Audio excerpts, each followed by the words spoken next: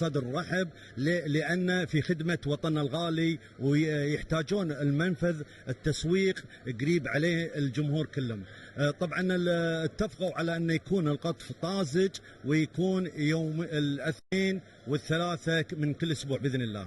بس بما أن يعني قبل لا نطلع على الهواء كنت أتمشى بين المواطنين وأسألهم هاش رأيكم شلون السوق، والله الكل ما شاء الله يشيد بهالأسعار الحلوة، يشيد بهالخضرة الطيبة ما شاء الله. حتى تشوف ما شاء الله الشغلات كلها فريش وطازجة، ما هي مرشوشه في مواد كيميائيه او في اشياء مثلا ترش، لا ما شاء الله من المزرعه للمكان حتى تاخذها بسيارتك وتروح تحطها في عندك بالبيت، وهذا شيء جيد. صحيح. طبعا كل المزارعين المشاركين في سوق الانجاز كلهم نعرفهم ونعرف المنتجات اللي عندهم، ما في اي مبادئ طبعا مبيدات مرشوشه، لذلك تكون طازجه على طول من المزرعه لمائدتك.